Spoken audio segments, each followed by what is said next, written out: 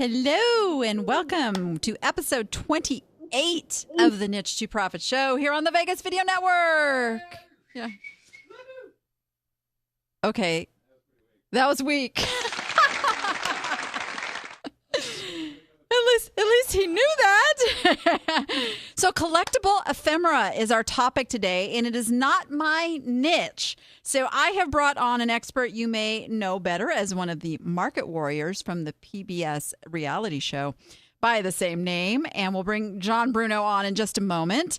But first, I am your host, Danny Ackerman, the Danni app, and I have spent nearly 2 decades selling on eBay. I cannot believe it's been that long. But what I have done is I have gone from being an online yard sale to being an e-commerce business, a profitable e-commerce business, and I teach others to do that very thing on this show. And what you're going to get today is you're going to get live listing reviews. We are going to do some hot sales of the week. And this week, we're going to play another round of our Pick It or Pass It game. And I got to tell you, I got the prizes here today. You're going to get to see actually what you get to win if you send in the right answer.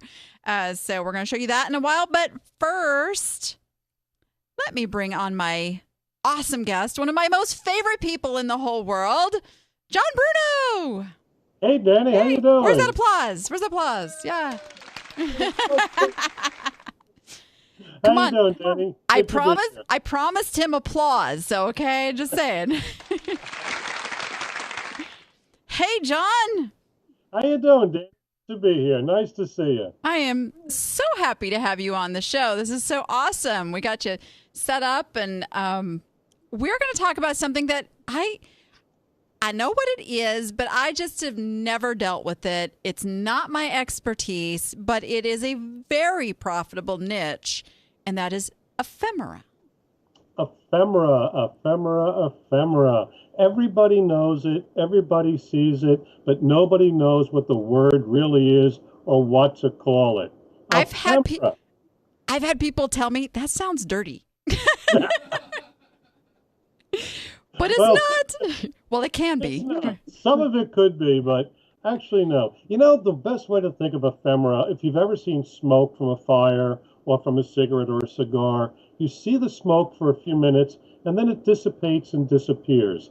That's what ephemeral means. Ephemera is something that is there for a little while and then disappears. Quickest way to explain it, you go to a concert, you have the ticket stubs, you turn them in, they rip it in half, give you the 2 parts back, they give you a playbill, you watch the event, you go home, you put it on your dresser, a few days later you throw it out. That's the ephemera. All the trappings that come with something, an event, a collectible, an item that we all throw away. Yes. In and of itself, it becomes very collectible because it explains the item. Yeah, I think a perfect example was I was telling everyone both in the Triple Crown races and just this last weekend, the Breeders' Cup, if you bet on American Pharoah, do not cash in your ticket. Don't cash it in. Nope, you'll do much better 5, 10, 15 years from now with the value of that uncashed in ticket. Absolutely right. Absolutely. Absolutely. Yep. And so that's how I know. I mean, I come from the horse racing world. So, you know, the horse racing ephemera is a pretty huge market. And I have to take it back that I don't delve much in it because that's the area that I did was I was horse racing stuff crazy. Just ask my husband. Everything in the house was horse racing. And that's just one aspect of ephemera. I mean, think of it. We all grew up in the 60s, 50s, 60s, 70s, 80s. Some of the memorabilia from that era, your Grateful Deadhead poster, things like that become very collectible. We went to 3D movies at one point. The glasses, if you didn't take them out of the kit and use them, they become collectible. It's a broad spectrum. If you collect vintage cars, you're going to be looking for the owner's manual. If you collect old Lionel trains, you want the boxes that the individual trains came in. All of that becomes ephemera. That is so true. It really is. And so, John, why do people collect it? Why? Well, there's a couple of reasons there. It completes more than anything else. It's that little touch that goes on top of the collection. Think of baking a cake. You put on the icing, you put the whole thing together, and then you take the icing gun and you make a little flower to finish it. It's that little flower, that little lagniappe, the French call it. That's something extra that just makes the world of collecting so exciting. My wife and I both collect perfume and aftershaves from the 50s, 60s, 70s. The box is often more valuable than the perfume or the aftershave inside. People collect it because it's colorful, it's graphic, it looks fabulous sitting alongside other collections, and it's usually very affordable to buy. It's only later, when there's very little of it left, that the value starts ramping up, as with all collectibles.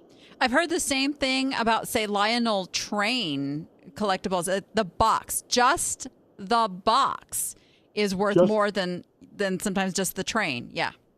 Oh, absolutely. Go to an auction, and no matter what it is, whether it's a Lionel Train, whether it's a piece of glass, whether it's a toy, if you've got the box, that Lionel Train may be worth $200, but the box alone could be worth an additional $100, $150, which then ramps up the total value of the unit. So don't throw everything out. Yeah, it becomes a bit of clutter, but save it. That's where the money is.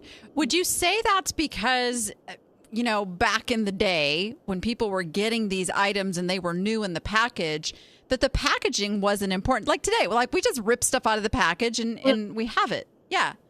Absolutely. I just bought, a couple of days ago, I bought an old coin-op machine. It was a Kleenex tissue dispenser. Go figure. Inside were still some of the original Kleenex tissue packs. This is actually enough of these become as valuable as the machine itself. Now, the same thing. You go pick up anything. I collect old decals that I use in my bathroom. I put the decals on the wall in the bathroom. You take the decal out of the sleeve, you put it on the wall. But the sleeve, because it has all the information, that becomes valuable. So don't throw that out. But that's human nature. That's what we do. Are you putting those somewhere? These are going in my new bathroom that I just got done painting. Oh, yeah. That's awesome. It's a fun world. We were talking about politics. We were? We were. Old political memorabilia becomes very collectible. A bumper sticker for when Nelson Rockefeller ran for president. Don't put it on the car. I saved it. Now, this is a collectible item and is worth somewhere in the neighborhood of $50, $60. It was a giveaway from a political office. Things become valuable when you least expect it. I had the privilege of working on the space program back in the 60s. I worked on the Apollo shots, all of them from Apollo 8 through the last one, Apollo 17. And we all got little bits of memorabilia. I tried to save the package that the memorabilia arrived in. So not only do I have one of the photographs that they gave us, but I also have managed to keep the letter explaining what it is. This becomes as valuable as the photograph itself. So yeah, it's a really, really interesting world. It goes beyond that. We've all gone to drugstores, picked up a pair of cheap sunglasses because they're so much fun. The display card that those cheap sunglasses, those become valuable. So this I keep hanging in my office because it's just so cool. Mm-hmm. It's a lot of fun. The world of collecting ephemera can be anything. Can be match covers. They're very much fun. Look how graphic those are. It can be, you go to a bar, you have a beer. Take home the little beer coaster that they used to give you. That's Steal it? Collectible. And it extends beyond that. It's not just paper. It's a funny thing. If you've ever been to a World's Fair or an exhibition, a lot of the toys, the gifts that come from those are collectible. Much of it is plastic and glass. And the same thing, people bring it home, put it on the shelf for a while, and then usually throw it out. So that becomes the world of ephemera, even though it's not paper. Back in the 60s, when we were all protesting the war in Vietnam, many of us wore these ID bracelets from prisoners of war. After it was all over, so many were thrown away. I've kept mine. They're not big bucks, but it's a touchstone to my childhood and to that time in history. So it's not just the collectability, it's a trail of history. And that in itself is really very interesting too. Mm-hmm. Mm-hmm. And you touched on something just then about the emotional factor, which I think is big. And you and I talked a little bit about this, of why this stuff, becomes a collectible. You want to kind of Think about why anybody collects anything, whether it's glass, whether it's cars, whether it's toys, whether it's ephemera. We collect because we're trying to get a touchstone to our past. Sometimes it's the past we had, but more often than not, it's the past we never had but really wanted. I grew up in the 50s, 40s, 50s, very early 60s. I always loved the ultra-modern housing style that was out there, the furniture, the glassware, that whole Jetsons look. Sadly, my parents were enamored of colonial Americana, so that was my environment. As soon as I got out on my own, I started collecting the childhood I never had of the weird Jetsons, amoeba and atomic-shaped furniture. That's part of collecting. Sometimes it's a memory of your parents, your grandparents, a loved one that we've lost, fond memory of that first date many, many years ago. All of that enters the world of collectability, and the fun thing about ephemera is it's small, it's lightweight, it's affordable, and usually, if you think about it, a lot of our past has a lot of paper and ephemeral items that we never kept. and I think part of the reason that stuff becomes valuable too is the fact that it doesn't keep well. I mean, paper things obviously deteriorate, so there's fewer of them out there, and it's a little harder to, stuff today is so mass produced in plastic. Well, we know plastic is like almost indestructible unless you have small children. This is the absolute truth of collecting. People ask me what makes something valuable. Now, we're going to the whole world of collectability, but ephemera is part of that. What makes something valuable is scarcity, desirability, and the fact that you have it and somebody else wants it, or somebody else has it and you want it. Once something is made to be collected or made en masse, its desirability and its value plummets. One of the things that's part of the world of ephemera is baseball cards or sports cards. Mm. Those were so much fun when we were kids in the 40s, 50s, early 60s. And we used to get them in our packs of bubble gum. We used to trade them, put them on the spokes of our bike. Listen to what's happening. They were being destroyed. The minute the companies realized people were collecting the baseball cards, they started producing baseball cards and sports cards that were meant to be collected. Guess what? They're never going to be worth anything. Only the ones that were made prior to the mass production of collectability are the really valuable items. So that's part of the secret too. You hit the nail on the head there. Scarcity and desirability. So let's talk a little bit about what people should be looking at right now, because like you said, things right now get mass produced. The minute a company finds out, ooh, people want this, they just start putting it out there and diluting the value. So how do we pick things today to hold on to that could be valuable later on? If we had that magic window to look into, Danny, we'd all be millionaires. I think the truth is, look at what strikes a resonant chord to the most amount of people over time. We're in an election cycle right now, leading up to the presidency next year, to that election. And what we are seeing is a plethora of memorabilia being produced for this vast market of people that are out there running to be president. I think an awful lot of this stuff, 10, 15 years hence, is going to become valuable because I can't remember such a large field of contenders, such a diverse field of contenders, and such a really interesting field of contenders. So were I collecting political memorabilia, I'd scoff up as much of it as I can today because I think there's going to be a lot of value in the future. Yeah, and you and I are going to do a little something next week, which I'm gonna touch on in a minute. But that is a very good point. Yeah, really. Yep. Yeah, what's going on? I have to go back because I did not know this about you, that you were involved in the space stuff.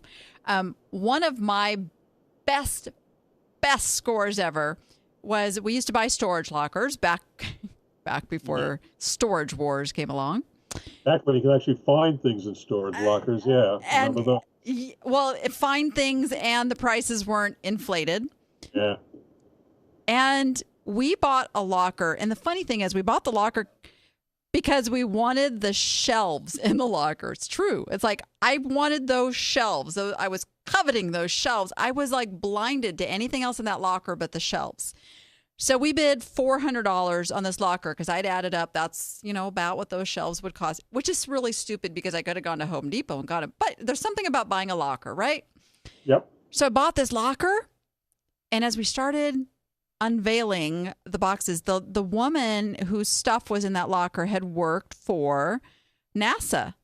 She had worked in the space shuttle program from its inception, and she kept every piece of paper, I swear, that she ever got.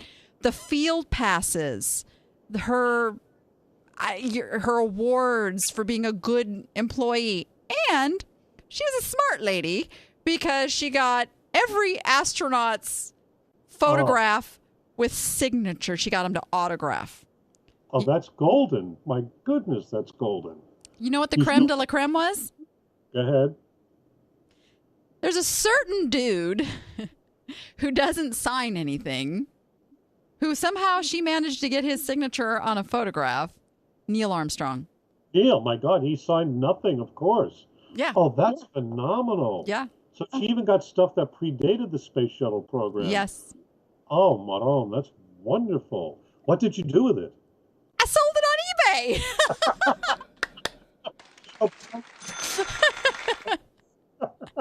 Good for you. Yeah, that was one of my best scores ever. Still memorable. It went to the UK.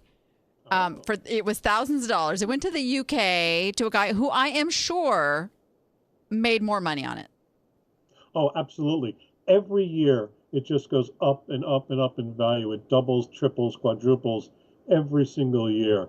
I got to tell you, I'm holding on to a bunch of it myself, and yeah, it's going to kill me to get rid of it. But yeah, the money is starting to become very interesting. It really is. Good for you. That's a wonderful thing. Especially now that the space program has changed so much. It's we no longer have a space program. Right. We don't. It's over. We forgot how to do that, but that's a whole nother show. That is a whole nother show. But so there's another area of collectability. Anything from the early days of the space program, and it doesn't just have to be items that are astronaut related or astronaut driven. It can be a lot of the paraphernalia around it. There was an explosion of children's toys in the 60s and through the 70s that had space themes. Mm-hmm. Those are also valuable, and those keep going up in price. So anything that links, and that's another key to collectability, anything that touches something famous or something desirable also becomes famous and desirable. Very interesting. Absolutely. I mean, it really is a fascinating area to look at. And for those who are like limited on space, but limited in area to keep stuff, this is a really, really good niche because virtually you can have a file cabinet with thousands of pieces in it. Oh, absolutely. Plus, on top of it, you can also decorate with it. I have ephemera hanging all over my office. We have it hanging all over our house, whether it's photographs or whether it's menus. We collect menus and put them in frames and hang those up. Yeah, we're talking about space. We're talking about things like that. Star Wars, the new Star Wars movie is about to come out, and that means that all the old Star Wars collectibles are just going to elevate a whole order of magnitude in collectability. So you see right there, space and science fiction and entertainment all come together, and what better thing than the merchandising, and most of it is ephemera. That's so true. We just did as a family with Halloween just passed, and we did the whole Star Wars thing. My kids were Luke Skywalker and Princess Leia, and we convinced them, telling them, well, they were brother and sister, And then Yes. I made my husband be Darth Vader, of course. 'Cause I said, well, he was Luke's father. And then I thought, oh, wait a minute, what the heck am I going to be? And I thought I had to go do research and go, okay, who was Luke and Leia's mother? And it was that Padma Amidala. There was a costume. That's right. That's right. Very cool. Very So cool. You got to put some pictures of that, girl. it's on Facebook. Okay. It's on Check it- Facebook. Yeah, Star Wars, huge, and it's gonna change though, because obviously, we're not getting any younger, and there's a newer crowd coming in, and they've got new little things that are of interest to them. So, what are some things that people should be looking for that are going to appeal to, say, the millennials? Well, the millennials, the perfect thing is whatever they grew up with, and that would be the 1980s, I'm guessing. So you're looking any of the TV memorabilia from the 80s, any of the clothing from the 80s. If you're looking at just the ephemeral world, there was some posters, playbills. Back then, we were still using records and albums and vinyl. So record album covers, the sleeves that the record slides in and goes in the album cover, things like that are very collectible. So there's a whole area for the millennials. Yeah, absolutely. So I wanted to touch on this because for Yep. those who've never seen the show, you need to go look up the Market Warriors, which John Yep. was a star on that show. So they called you the professor. Why did they Well, call you the professor? Uh, I have been in this biz for a lot of years. I've been selling, collecting, dealing, doing for the better part of 55 years. So that gives you an insight into pretty much how old I am. And, over time you accumulate knowledge. I'm one of those people that, for whatever reason, I can remember pretty much everything I've ever bought, anything I've seen, the history behind it, the story behind it. I can't remember my sister's name, but I can remember the stuff I've seen over my lifetime. So I do have sort of an encyclopedic memory and data bank of knowledge here, and that's what I drew on, hence the name, the professor. There's a lot of junk up there. I love it. I love it. I've been shopping with you. Which has been. I have to get out to where you are on the East Coast. Yeah, I came to you last time. You got to come to me next I time. know, I know. And some of my people got to meet you. He was here at the first More Fun, Bigger Profits conference in 2014. We got to get you. Will you come back next year? I'd love to. I'd absolutely love to. Awesome. There you go. Hey, you're hearing it here first. Okay, cool. But I do need to get to your side of the country and go shopping with you out there. We had a blast when we shopped out here. We had a heck of a good time. We really did. It's different from coast to coast. It really is. If you think about it, most of this stuff starts on the East Coast and moves to the West Coast. So there's a lot more of it out here. Hence, values change drastically from side to side of the country. So you would have some fun buying here and getting stuff a lot cheaper than you can out there. Hint, hint. I've been as far as Philadelphia. I haven't Oh, okay. gone any further over, but yeah, I was amazed at the difference between what's available here Oh, yeah. and what's available there. And I mean, I can't. Well, of course, it's going to have to wait now. It's cold there. Well, it's not that cold. Come on.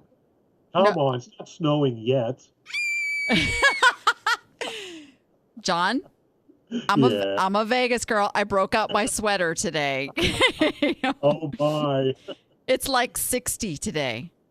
I was outside in shorts and a t-shirt today. It was about 65 today. So there you go. Yeah, Cool. we're definitely going to put that on the books, though. So, Okay. what last tips can we leave the audience here with of things when they're out? A lot of them are going to thrift shops and flea markets and that kind of thing. What should they be looking for in terms of types of items, but also in determining the value of those items if they're going to be worth something?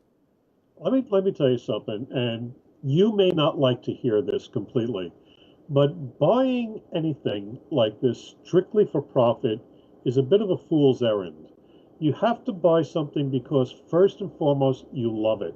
It means something to you. It's something that strikes a chord, hits a touchstone, resonates a memory. Buy it because you love it. Then if you can make a buck on it, fine. Things that are hot, you got to go with your heart. But most of all, what seems to be hot right now is entertainment, TV, music, the movies. I would lean that way. And you're in a perfect location for that, being so close to Hollywood out there, and you can't get a bigger entertainment capital than Vegas. So if you're shopping in your neck of the woods, that's the sort of thing I would be looking for. And we do not disagree on that. Let me just tell you, one of the things, because I take people out on these shopping trips, I call them Day with Danni's. In fact, I'm getting ready to go to Ohio and Atlanta. And one of the things I tell them is, what is jumping off the shelf at you? What is calling your name? And it's the same thing. It has to strike some sort of emotion, because I feel like if you're excited about the item, somebody else is going to be excited about it. You're right. If you're excited, you'll convey that excitement, either in person or through the description you write if you're posting on eBay or anything like that. If it means something to you, if you go, oh, wow, I want to have that, somebody else will too, because you convey the excitement, you convey the desirability, you convey the need to have it yourself. Yeah, and one of the things, when I have a group and we find something and the whole, it's like, it's an unrehearsed thing that everybody goes, oh, I said, that's it. It was fun. I noticed that when we were out the last time when I was out of your neck of the woods, we went out shopping with the group. It just rippled through. You could see excitement. Anytime somebody found something, the excitement would ripple through, and you can see the people that reacted the same way as the person who found it. You could always tell, oh, they would want to buy that. Oh, no, not so much them, but they want it. So, yeah, it's true. Yep. It's fun to watch that happen. So because this is such a huge topic, you and I have agreed to do a little something for the people out there that we can't do just on 20 minutes of a show segment here. Is we're going to do a free webinar. Did I mention it's a free webinar? And we're going to do it on political ephemera, because that's a hot topic right now. There is. And I am a political junkie, so we are going to have fun. We are going to have fun. And we're going to teach people what you should be looking for in the current political stuff that's out there that's going to be valuable in the future. We're also going to be talking about stuff from the past that is now of great value and sell worthy. We're going to now, unfortunately, I didn't have time to get a separate page up, but they can go over to the Facebook page for Niche to Profit Show. Yes, there is a Facebook page, and we would love a like over there. And you can go sign up for the webinar right over there. It's going to be held next Wednesday, which is Veterans Day. Yes, exactly. We planned it on the appropriate day. That's November 11th. And we would love you all to come and join us over there. So, John, thank you so much for being here. Oh, Danny, thank you for having me. This was a lot of fun. It was a lot of fun. Yeah, just so much fascinating stuff around this topic. And you even just stirred things up in me that I, forgot. Oh, yeah, So awesome stuff. Cool. So here's a quick little tease for next Wednesday. You may see this. Very cool. Love it. Thank you so much, John. We're definitely going to have you on again. Thank you, Danny. Happy anytime. All right. Take care. Bye-bye. And we'll be back right after this short little message. Millions of online sellers are looking for one identity to use in thousands of platforms. E-Rated manages your reputation by importing unlimited social media, marketplace, and behavioral data. It reveals your cross-platform performance, compares it with competitors, and calculates your e-worth. And it gives you the tools you need to improve sales and find room to grow. Discover your e-worth and your own reputation. That's shareyourreputation.com. Go over and get your free account. Did I mention it's free? Go get your E-rated account, you guys. This is a company that's going places, and they're going to help you get out there and be more profitable wherever you sell. So, okay, guys, I brought them. I'm just saying, I'm going to be able to see the chat messages here. And you guys are talking about some memorabilia that you have bought at estate sales and stuff that's not selling yet. If it's not selling yet, hang on to it. That's the thing about ephemera. It's got to build up value and that supply and demand thing. So put it away for a while if it's not selling. It'll be worth something one day. So there you go. All right. I'm taking them off now. How about we do a little why won't they buy?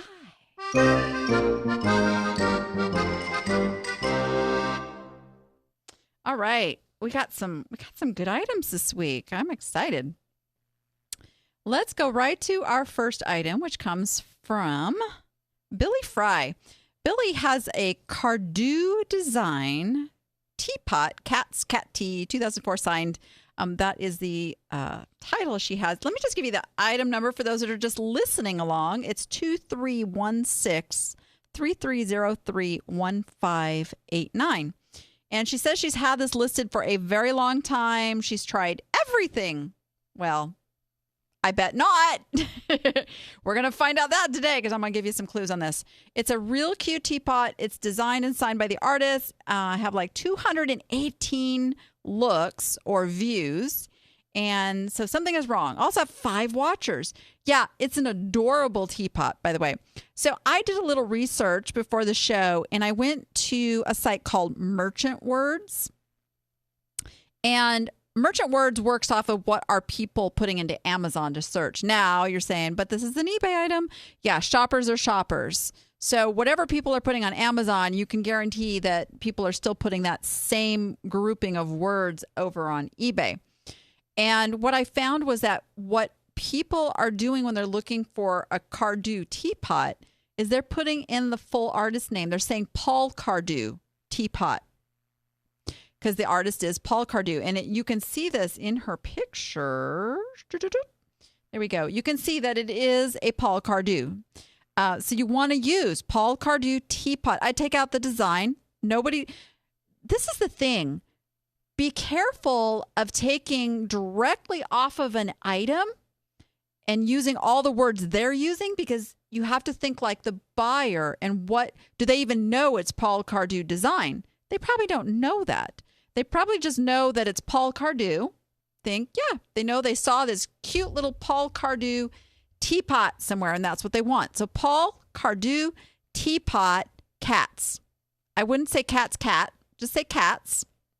Because that is the name of the teapot. I would actually take off the 2004 signed part too, because that people they know that, but they don't care about that as much as to search for that. Make sense? But do put those things down in your item specifics. And let's just go check those item specifics. Yeah, so this is where you want, and you've got Paul Cardew down here, which is good. But you want to put year 2004. And something I like to do is make the main item specific signed and then put yes or no and just put yes. So you can put signed yes. And then especially people shopping on mobile are going to see that. I went down, looked at your description. It's good. You've got basic bullet points there. Design, you put like the facts. It's great. It's great. So I think the biggest thing here is that it's just not quite the right title. Remember, it's title, pictures, or price. And at this point, I think it's just a title thing. Now, because you've had so many views already, I would end this and do a sell similar with the new title. Start it all over again because what's going to happen if people have this on their saved search, they're going to get an email showing that this is freshly listed with just all the right elements to it. Your pictures are great, by the way. So this is not a picture issue. And when I looked, I did a search for this particular teapot. You've got the best pictures out there, and you're one of the few sellers offering free shipping. So those are awesome stuff. Awesome stuff. Those are awesome things. Give me a grammar teacher here to like knock me in the head sometimes. But I think this will sell over the holidays if you get the right words in here. Now, the price, these are actually selling in around the $30 range when you include shipping and the teapot. So what I would do here is get make offer or best offer included in the listing. Give people the wiggle room. Now, what I want you to do, bump up the price $5 because they're going to come in and they're going to make lower offers. So what you want to be able to do is be generous by giving them $10 off the price. So say, make the price $39.95 so that, if they come in at $20, you come back at $29.95, which is close, don't lose it for $5. I'm hoping you only paid $1 or $2 for this. $5 at the most, maybe? I don't know. I didn't ask. But this is where you make your money on the buy. You really have to have those margins so you can play this game with people of taking those lower offers. And hopefully somebody from international buys it and then they pay the shipping and then you make all the money. That's a really good thing too. But this is just a title issue. Just a title issue. And we should get this one sold. No time at all. Oh, but by the way, let me just go. I told you that I saw that people were searching for Paul Cardew Teapot. That is 9,600 people per month are searching for that. 9,600 people per month. So you only need one of those. You only need one of those. Come over and find yours. So, all right. Let's see what our next item is. Oh, yes. Nancy. She has a Lenox Courtyard Gold dinner plate, USA Mint. And this is item number 3911-9771-8477. She says she's had the complete set for more than a year and not sold even one.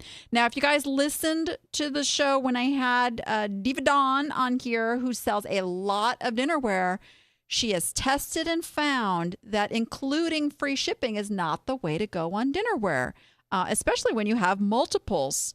So I can't believe I am even suggesting this, but I would suggest you lower the price down to, and I'd say right around the $19.99 price range, and take out free shipping. I can't believe I'm saying this. You guys are hearing it for the first time ever. I've ever given that advice. But you got to go with what somebody has tested and what works. I don't sell dinnerware, so that's not one of my fortes.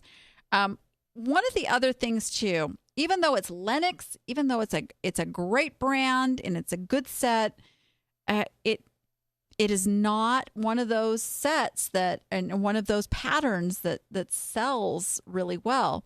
I went over and I looked at replacements.com, which is where I do my research when I do have a dinnerware piece. They have the dinner plate for $31.99. Now, remember, they are experts. It is their niche. It is where people go. They don't question the price. This is not your niche. This is not your normal thing to sell. So you have to come in lower than that.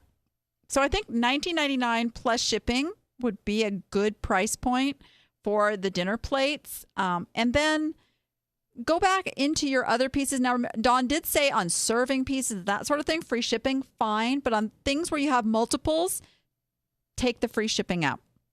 Now, that being said, I did notice something in this listing that concerned me, because in the title, you have mint. And now, I don't use this word. I don't use this word ever. Here's the reason why. Mint means perfect. Perfect is going to leave you open to somebody going, there's this one tiny little scratch or this one tiny little something. And then they're going to go, well, you said it was mint and it's not mint. So I really want to encourage you guys, don't use the word mint. Don't use perfect or mint. I like excellent.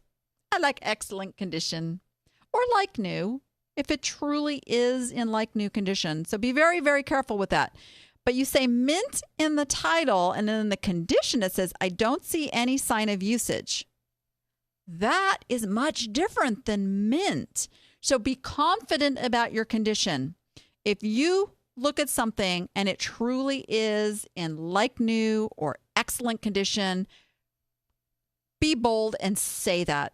You'll see on my listings on Utterly Good Stuff, I say excellent condition, and I note if there's, anything kind of off they might see.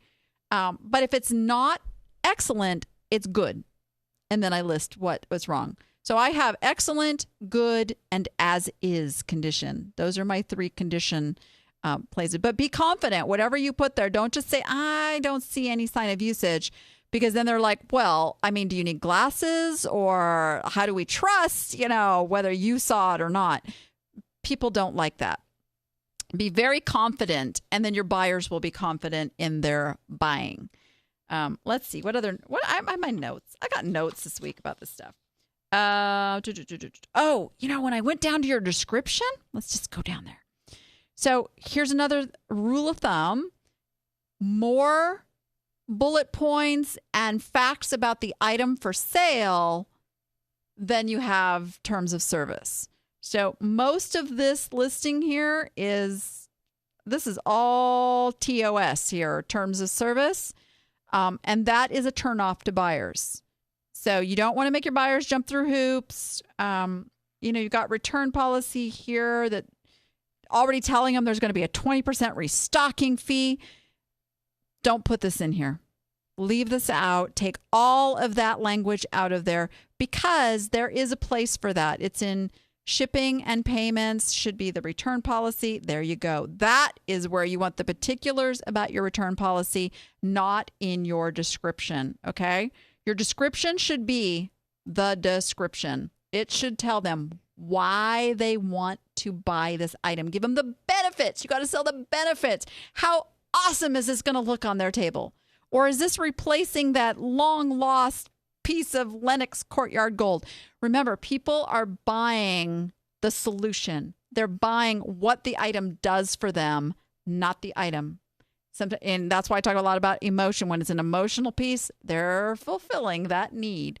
This, in this case, is a need. Oh, I had a set of, a dinner set of 12 of these, and one of them got broken because Uncle George, dropped it on the floor, And Thanksgiving's coming up, and we want to make sure we have the full service of 12. That's the problem you're solving for people. I would just, this is a price issue, and take out that shipping. I can't believe I'm saying that. I cannot believe I'm saying that. But I am. All right. So hopefully this sells for Thanksgiving because this is the other problem with dinnerware, you guys. I'm sorry. This makes me sad because I grew up with a grandmother who got the entire family over for holidays, and we sat at the table and she brought out the good china. People just don't do that anymore. They don't. They bring out the Melmac plates, or they go to the restaurant down the street. It's so sad. It's so sad. Nobody cherishes the fine china anymore. So yeah, it is what it is. All right. Next, we have Amy Scordo. And welcome, Amy. I haven't seen you throw something into the mix before, so glad you did. And Amy's very niched. She's very niched in makeup. And this is a NARS, the multiple bronzer stick. Item number 2718-7156-9964. And she says, I swear it sells for that price. And yes, you're right. It does. It does. So we're going straight to the title. You've got NARS, the multiple bronzer stick, 0.5 ounce, comma, FS Malaysia, new in box, comma, cheeks, blah, blah, blah. Number one, how are people searching for this? And I did a little search. And again, I went over and thought, okay, how are people searching for this on Amazon? And they are searching for NARS bronzer stick. Some people know it's the multiple because that is on the box. Let me just show you guys. That's where she got that from. So that's, not out of the blue. It does say multiple bronzer. But when people are searching for this, they are searching for NARS bronzer stick. That's what they know they need. They need a NARS bronzer stick. Most likely they're not going and looking and seeing exactly what's on the box. So I would call this NARS bronzer stick Malaysia. Your condition here is new, so you don't need to say that again. They already know it goes on their cheeks or wherever, so you don't need to put that in there. Because if they don't know that, you've already lost them by the time they get down to that information, because they have to know that this is, they know the brand, they know what a bronzer stick is. That's how they're searching. So be really clear on that. The ounces, put it down into your item specifics. Don't put that in the title. Get your title as close to what they're actually searching for as possible. That way yours comes up at the top of the heap. The other thing is on your pictures. Now, you are absolutely niched in makeup. Your pictures need to pop. They need to show the expert and professional seller that you are, because makeup is one of those niches where there's a little bit of trust issues. There are some unscrupulous sellers out there who sell makeup, and then people get something and it's been used, or it's icky, or it's old, so you have to develop trust with your customer. And one of the ways to do that is in your pictures. There's only one picture. Your competitors are selling this with only one picture. But if you want to beat them, get more pictures in here. Little hint, there's a stock photo out there of this item that's pretty good. And because yours are new, you can use that stock photo. Maybe not as your first photo, but include it in there. 3 to 4 photos, whether or not people look at them, the eBay little robot algorithm thingies see how many pictures you have. And because you have 3 or 4 pictures and your competitor only has 1, guess who's going to get the boost in search? You. All right, so get some more pictures. Also, I had to say, this picture makes me question a little bit if this item is new, because the edges look a little iffy. So if you have another one that is, really, really perfect, I would go with that one, because you have multiples. Let's see, you have more than 10 available. Okay, here's another little tip. Anybody who has multi-quantity listings, if you have more than 10 available, don't tell eBay you have more than 10 available. It's a percentage thing, because you've sold 2. Now, 2 out of 10 is a better percentage than 2 out of 20, 30, 40. I don't know how many you have, but eBay does, because you put the number in when you created the listing, and it's a percentage game. So if they see, oh, she only has 10 and she sold 2, this is a hot item. This is going to sell. What is eBay worried about? eBay's worried about getting sales, conversion, because that's how they make their money beyond listing fees. And so they want this item to sell. So if they see a history of, 2 already sold, boom, we're going to give this a little boost, because this means people who see this buy it. The price is right, everything. So definitely want to not tell them that you have 10. But then how do you keep track of all the extra unlisted inventory? Great question in the chat over there. So you have to keep track of your inventory. Yes. There are custom fields where you can put your own notes. There's actually a place where you can put notes. And then as you sell these items, then you can go bump up your quantity. But yeah, you have to have some external, out of sight of eBay way of keeping track of that. And that's where it can get a little tricky in this inventory management game. So you have to have some good systems in place. But the problem is, if you have 100 of these and you tell eBay you have 100 of them, selling 2 of them does nothing for your search boost. But if you say you have 10 and you sell 2, boom, all of a sudden now it's okay. Those of you who sell on Amazon, you know about that buy box thing. When you get the buy box, they start selling, right? Same thing with eBay, is that you start selling some, it starts boosting you up, but they don't give you credit until it actually matters. Does that make sense? I mean, Amazon knows the item sells. eBay, it's your own page. It's your own metrics that you have to work off of. So there you go. But very good for being niched in makeup, because a lucrative niche. I don't care what the economy does. Ladies are not going to stop wearing their makeup. They are not. It's not going to happen. It's recession proof. So great niche. All right. That is our items. Like, how about we I give you my 2 cents on something.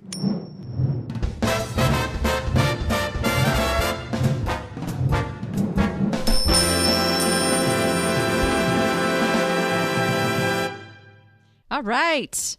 We have a store that was sent in for review from Joanne Rath. Joanne, did you make it into the chat? Give us a little shout out if you're in there. Her store is Treasures for Sale. Treasures for Sale. And Joanne entered her store into the store review over on the Danni app Facebook group. So if you're not over there, get on over there. That's how you get on the show. All right, Joanne, let's take a look at your store. This is what she says. She says, I would love to get a banner for my store, but I cannot afford to pay someone for one. Are my prices too high, too low? I realize that some of my pictures should be updated. I'm working on that. My sales have been really down. Nothing like they used to be. What can I do to start the sales flowing again? So the first thing that I see is you have the old store format. And this is the third one in a row. We've had this, and you guys are saying you have slow sales. And I'm telling you, there is a reason eBay updated the store look and are encouraging sellers to get up that look. Because shoppers in e-commerce have evolved into being very, very image-centric. They want images hitting them in the face. They want to know exactly what they're going to buy and see. And the old store format no longer gives them that experience. So yes, first thing. And I know you said you want to get a banner for your store. And I think what you're referring to is bumping to that new store. So banners don't have to be expensive, you guys. You can go to Fiverr, Fiverr.com. Fiverr, $5, get somebody to make you a banner. You can also make one yourself for free over at a site that I love to use called canva.com, Canva.com, canva.com. And you can make that banner for your new store like easy peasy cheap, okay? So don't let the banner stop you from getting that new store look. And I will even tell you, even if you don't put a banner over there, still go get the new store, because what it does is it pulls your stuff up like bigger than life. I'll just show you real quick what the difference looks like. All right. See, here's my store. See, that banner just hits you with stuff. And here's the biggest thing. You get featured items. You go down. Everything is just larger than life for shopping. So you know what, Joanne? I would say that is the biggest thing you need to do with your store right now. Go get that new store. Go get a banner. Get that done. And right there, you're going to see an increase in sales. All right. Holy smokes, guys. Time is flying today. So I want to make sure we don't lose time for this. So let's hit on a couple of hot sales, and then we're going to do our pick it or pass it.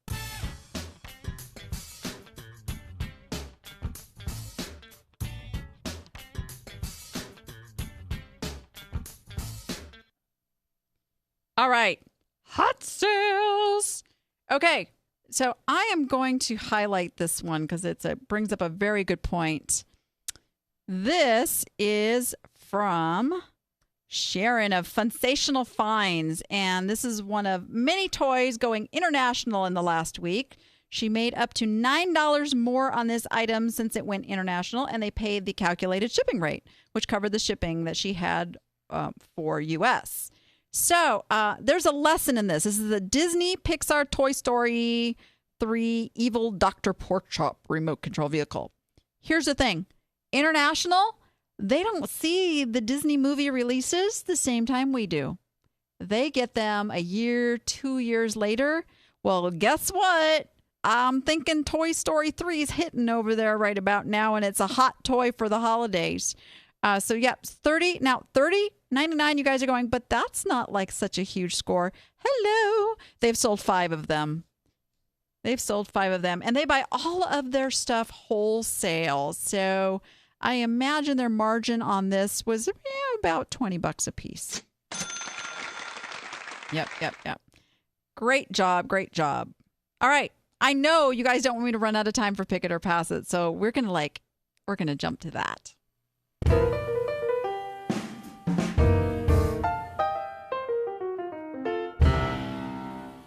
And guess what? I have prizes to show you this week. Okay. Here we go. Are you ready for it? We have t-shirts. Yes. You get to wear the I Got Niche on the Niche to Profit show t-shirt. I have them in small, medium, large, and extra large. So, and I know Scott wants me to show the back because it's got the Vegas Video Network logo. Yes. All right, so we have t-shirts. Oh, you're not into wearing a t-shirt. We have nifty Niche to Profit show tote bags. Yeah. You get choices here. Oh, and I have very limited supply of the coveted Minion tote bag. There you go. So you get to choose, and I'm watching the clock. Where'd the time go? Somebody set the clock back. Oh, wait, we already did that. Okay, so we've got this week Linda Pacheco. You were in there twice. Do we have last week's picture to put up? I keep forgetting to say that we need to do that. Billy Fry got it right. This is a Fitz and Floyd Dodo Bird cookie jar. Pam Waldron, she's got 2. And I did pick it. And it's going to be up for sale this week. Marina Montenegro, you got it right. We've got Janice Wenig. She gets 2 entries. And that's the thing, guys. If you guess whether I picked it or pass it, that's 1 entry. So if you guessed I picked it, that's why people are getting 2 entries. Dova Smith. And then you guessed what the item was based on the clues that I give you, you get another entry. So 2 chances to win. Judy Beeson is in there twice. All right. We've got Jody Whitley. And Deborah Siemens did not guess what it was, but she did say that she would pass it herself, but said I picked it. So you get it. Yeah. That's right. Get in my brain, guys. Carla Ciccio. She guessed I would pass it, but she guessed what it was. All right. Winner this week is Linda Pacheco. And Linda's in the live chat. Linda, send me what you would like, the shirt, the tote bag, or the Minion bag. And if you want the shirt, send me your shirt size. Okay, here's our clue this week, guys. Clue number 1. It's not going to hold water even though it's empty inside. Clue number 2. Something tells me this would really shine with the right light. Number 3. Only $10? Wonder what it would be in its original state. There you go. There are your clues. Send your answers to niche2profit at vegasvideonetwork.com. Should be right down there on your screen there. Niche2profit at vegasvideonetwork.com. We got to come up with a shorter. Never mind. They could do it. I know. I named the show. I made the long name to it. Oh, it's okay. They're smart. We're getting plenty of entries. So send in your entries, and next week you could be a winner. We'll draw a new winner from the hat. And I think we got it all in this week. We have a minute to spare. We have 30 seconds to spare. All right. Come on over to the free webinar next week. Come on over to the Niche to Profit Facebook group. The sign up is over there to join me and John Bruno talking all about political ephemera that will make you some big bucks. So you want to be part of that. And come catch the replay over on iTunes, where we love your reviews. And there's not just iTunes, there's YouTube, both the Danni App channel, the Vegas Video Network channel. You can go to Roku, Stitcher, TuneIn, Chromecast, Apple TV, Google TV, Fire TV, and of course, Vegas Video Network. Yes. All right. All right, guys. Thank you so much for another fun week, and we will see you next week. Now with that, go be profitable and make it fun.